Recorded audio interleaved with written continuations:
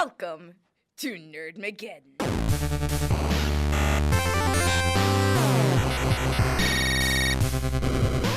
Hello and welcome back to Nerdmageddon. It is time for Nerd News Now. I am your host, well, one of your hosts, Corie Herzog, Miss Kitten, your friendly neighborhood feline. And with me, I have Johnny. How you doing, buddy? I'm good. How are you doing? I'm doing good. You know, it's been a good day. Yeah. I've been in a good mood all day. She's been chipper. And our wonderful, sarcastic friend, Devin Vincent, is joining us. Hello. Yeah, how's your day going? I mean, had better, had worse. Well, I mean, I hope it gets better. I'm here now, so I'm prepared to have fun. Good. We will force you to have fun. I will have fun at your expense, probably. Okay. Most likely, yes. And our man of the hour in 59 minutes is Will Linder. Man of the hour in how many minutes? 59. All right, I'll take it. Yeah. Yeah. How's it going, buddy? Oh, we're doing just swell, thank you. Well, I'm glad you're swell. Nobody's a swell anymore. Well, you know, people, they're just kind of cliche and basic, and I think that I, support a system that's very unique and influential to those amongst the populace, so. All right. Well, speaking of things that are or are not swell, Nintendo... My brain just broke. Nintendo is getting a new president. Yeah, Nintendo of America just announced, the president today announced that he is going to retire. It's Reggie Fils-Aimé is current Nintendo of America president, and earlier this morning he said that he's going to retire in a few months. His last day is going to be April 15th, and he's going to be replaced by Bowser. Which is a surprise. The Bowser. You might think, what? I don't know what. I don't know what. I thought that exact thing. Yeah. Well, I don't know what the. I think this has got to be a what do you call it? An omen that Nintendo is hiring Doug Bowser, and I think it's an alias. I think it's an alias. But the guy's name is actually Doug Bowser. And he is going to be the new Nintendo of America president. You know what? I don't trust him. I already Not like. for a second. I think he sounds just peachy. Everybody, stop it. Everybody's been saying that he took exactly the same path that Reggie Fils-Aimé did, and so that it kind of makes perfect sense for him to be the new president. And Reggie's been hinting at retiring for some time now. So Yeah, the memes are really getting to him, huh? Oh, yeah. Well, you know what? I have to say, I think because of all the years that he spent at Nintendo, his body is no longer ready. Yes. Yeah. Yeah, you said he coined that phrase? He did. Yes. Yeah, not intentionally at all. It was definitely an accident. And I think immediately you can tell when he said it, he was kind of like, I should not have said that. I'm so glad They just said, like, they was testing out the Wii board or something, and some other guy was like, just step on here and put your body on this Wii board, and he said, my body is ready. Oh my God. And so the meme began, and but he just keeps saying silly stuff. he does. I love him. He's a fun guy. He really is. Yeah. He's embraced it a lot too. He really is kind of like the perfect like Nintendo president, you know.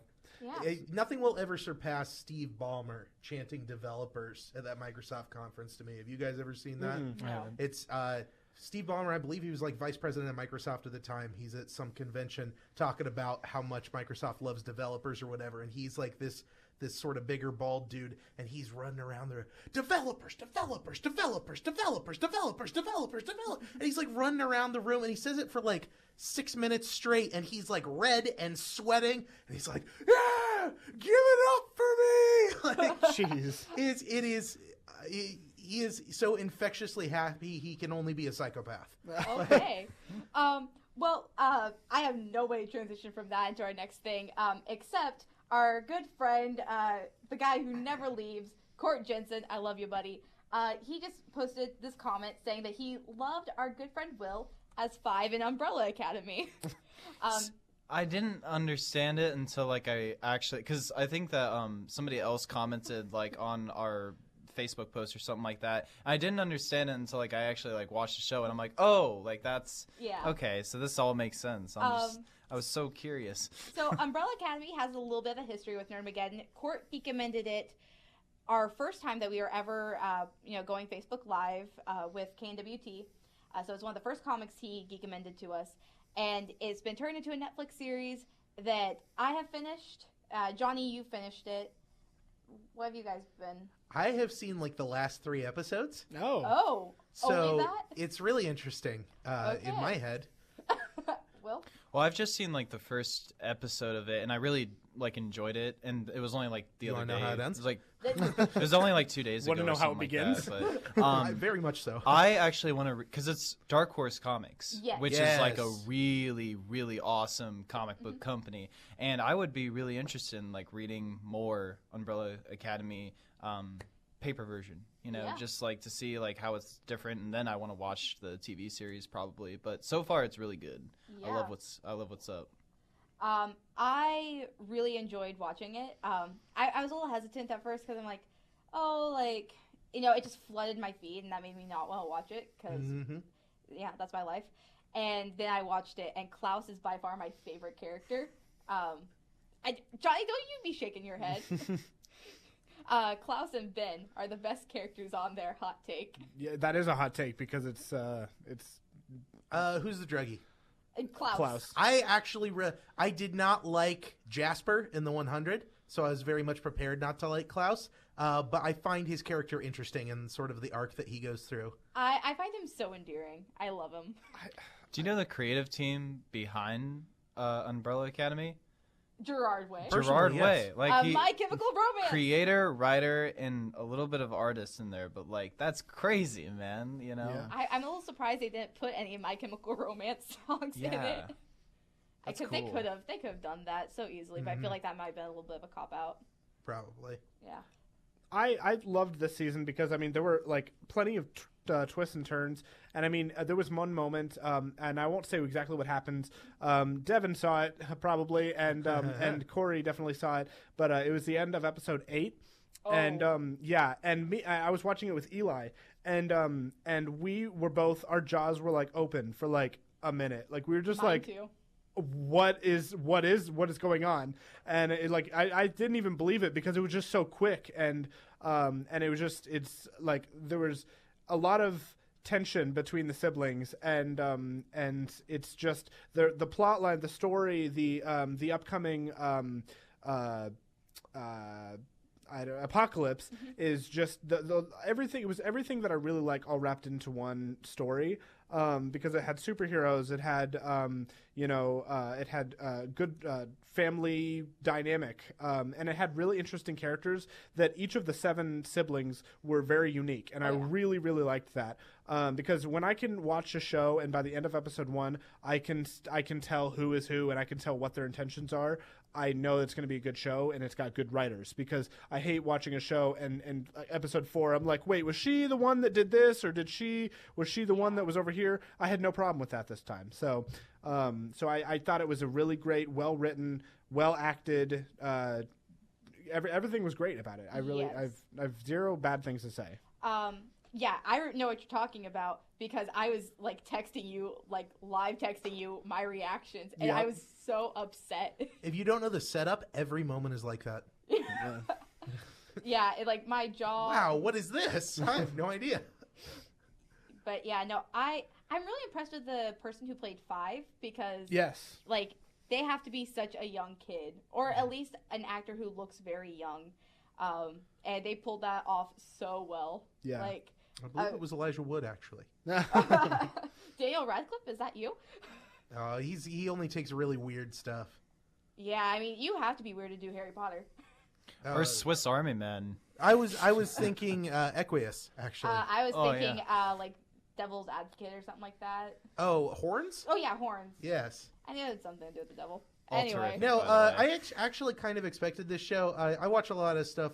I watch a lot of my TV with my friend Ian because he's like kind of like Johnny, where he just like does nothing but Netflix. And so I drift in and out of his Sometimes life, you lose. and I just watch whatever he's watching, and we watch this show together. And I was expecting it to be, in some respects, like almost good bad. You know, all like, where I thought, kind of like somehow Gotham can be, or sometimes stuff like that, where I was like, this is going to get really cheesy at some point. And it wasn't. Like, it was, I feel like a lot of times when you're dealing with like younger audiences or younger characters, it's really easy to just do stupid stuff.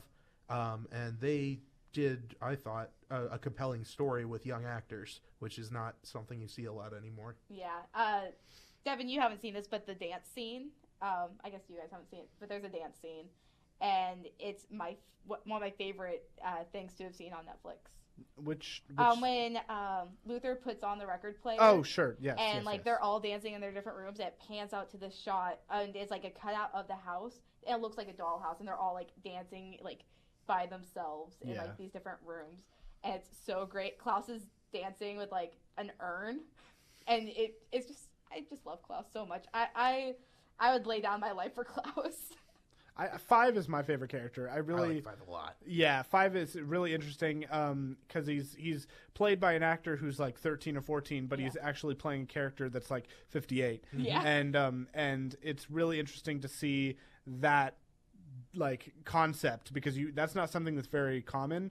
Though a lot of concepts that are rarely used usually have something to do with time travel, and and of course this is the case here. But it was really interesting, and his entire character was just, you know, cool. Yeah. Yeah. And then just going to transition out of that into another review that's cool, Dragon Prince Season 2. Yes. What an incredible segue. Yeah. Right? One review, and now another review. And now another review. You really tied those two topics together. Yeah. I can see what they have in common now that you've pointed it out. They exist. That's their... We were talking about one thing, but speaking of talking about things, let's talk about this. Yeah, we have opinions, and here's another one. We have this other thing. And now I'm questioning why I'm friends with Let's any keep of the talking people. about what we're talking about. Yeah. Yeah. So anyway. Dragon Prince Season 2, I binge-watched it with Eli all in one night, and it was so good. I loved Season 2.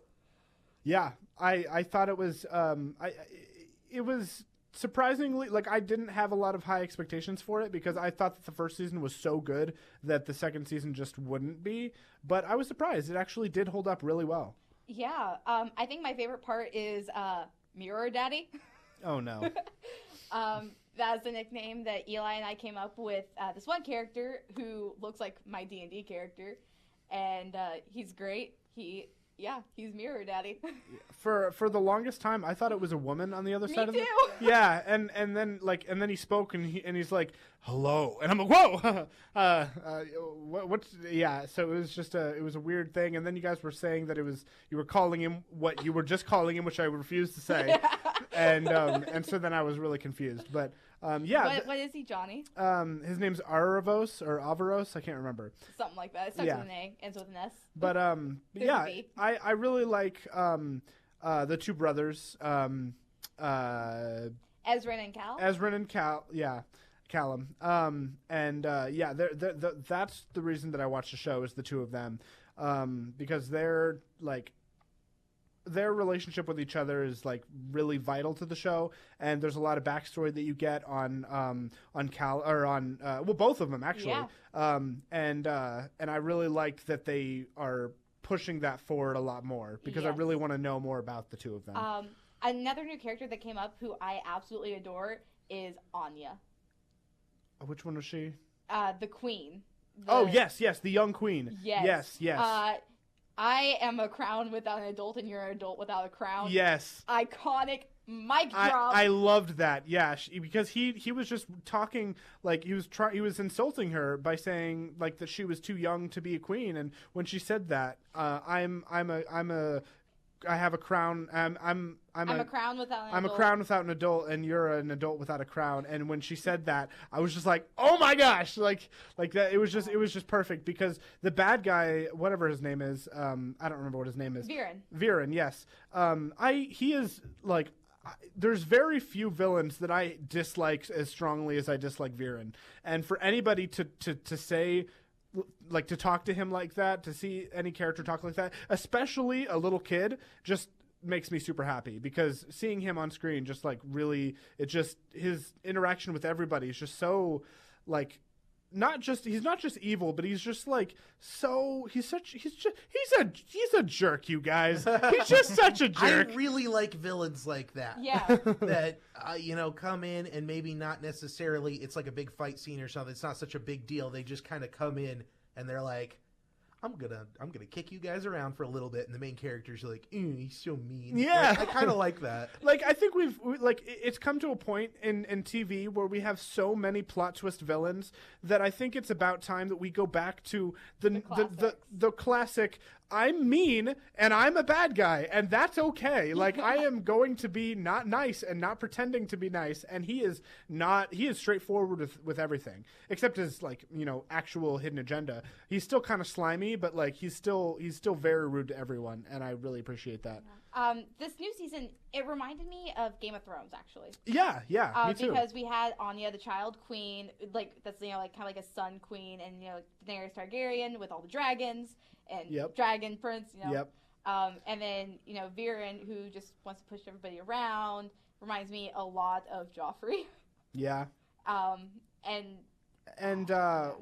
Definitely seen both shows. Have a lot to say about them. So. Yeah. Oh. The two brother and sister, Soren and what's the sister's name?